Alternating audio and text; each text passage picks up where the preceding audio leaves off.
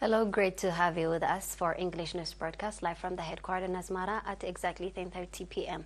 Today is Sunday, 7th of January 2024. The following are the top stars for this evening. National Union of Eritrean Youth and Students Activity Assessment Meeting. Training on Financial and Material Management.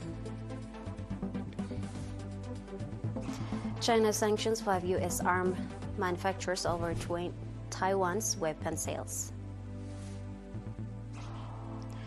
Multiple countries ground Boeing planes due to safety concerns.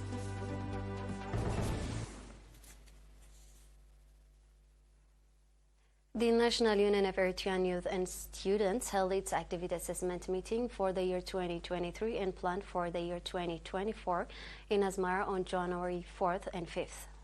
Reports presented by the head of union branch in the region and department highlighted the union's commitment to enhancing organizational capacity, raising political awareness among students, and emphasizing the importance of education for their future. In assessing strength and challenge, the report stressed the need for sustained promotional effort to encourage students to embrace novel societal values. They also underlined the importance of developing the roles of active members in influencing their peers, strengthening the leadership capacity of youth within schools and colleges, and making significant effort in recruiting human resource dedicated to advancing the union's objectives and missions. During the event, Mr. Saleh Ahmeddin, chairman of the National Union of Eritrean Youth and Students, praised the initiatives aimed at increasing awareness among high school and college students and urged for their continuity. Mr. Saleh also called upon all stakeholders and the public to enhance their participation and support in realizing the union's objectives and missions.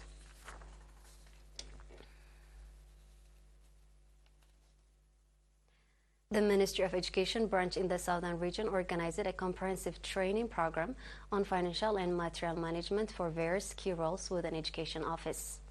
This training encompasses heads of education office in all the sub-zones, heads of administration and finance, cashiers and storekeepers, as well as internal auditors. The training covered a wide range of topics, including budgeting, bookkeeping, procurement, financial management, material management, and other related aspects of finance and materials. Its primary aim was to empower participants with the knowledge and skills needed to provide more efficient and timely administrative service in their respective workplaces. The trainees expressed their appreciation for the training, acknowledging its significant role in enhancing their capabilities. They believe that this training will help standardizing financial and material management practice across all subzones. Mr. Habtizgi Kidane, the head of the education office in the southern region, emphasized the importance of this training in streaming the daily operation of education office in the region. He urged the trainees to apply the knowledge gained to improve their activities related to finance and material management effectively.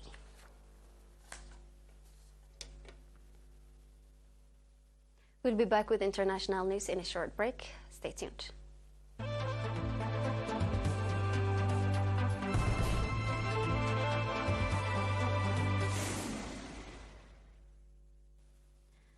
China has announced sanctions against 5 U.S. arms manufacturers over weapons sales to Taiwan. Beijing claims the self-ruled island as part of its territory and has not ruled out the use of force to achieve its goals, while the United States is required by law to provide Taiwan with the means to defend itself. The sanctions come ahead of Taiwan's January 13 president and parliamentary election, which China has claimed are a choice between war and peace.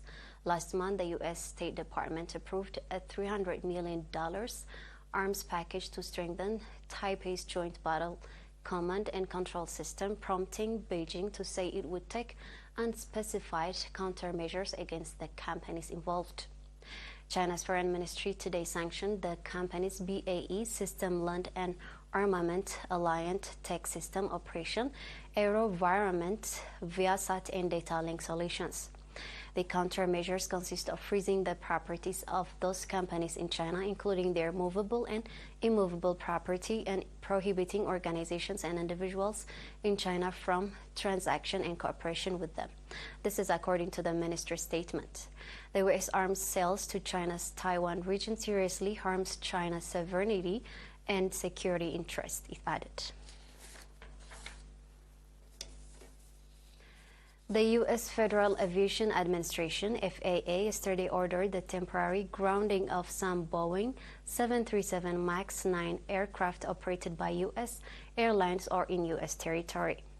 The order was issued following a serious mid-air incident on Friday when a part of a Boeing 737 MAX 9 fuselage blew out on an Alaska Airlines flight out of Portland, U.S. state of Oregon. The FAA said its emergency airworthiness directive will affect approximately 171 airplanes. Boeing has delivered a total of 218 MAX 9s worldwide. Turkish Airlines also removed its fleet of 5 Boeing 737 MAX 9 aircrafts from operating for examination, according to company spokesperson. According to local reports, Copa Airlines and Aeromexico, the flag carriers of Panama and Mexico, together grounded about 40 Boeing 737 MAX 9s. The European Union Aviation Safety Agency has embraced the FAA MAX 9 directive. A British air safety regulator stated that any 737 MAX 9 operators must adhere to the FAA directive to gain access to its airspace. On October 29, 2018, a new Boeing aircraft with 189 passengers took off from Jakarta, Indonesia, bound for Bangkok, Penang on 1-hour flight. 12 minutes following takeoff, the Lion Air-operated plane crashed into Jakarta Bay at the almost vertical angle, traveling at 500, and there were no survivors. Now we have a quick review of the top stars.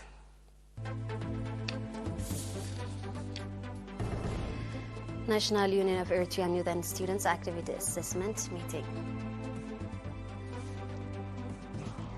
Training on Financial and Material Management.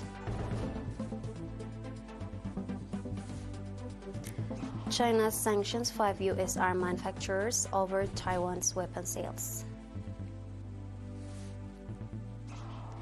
Multiple countries ground Boeing planes due to safety concerns. That wraps up our news broadcast for this evening. Happy holiday, everyone.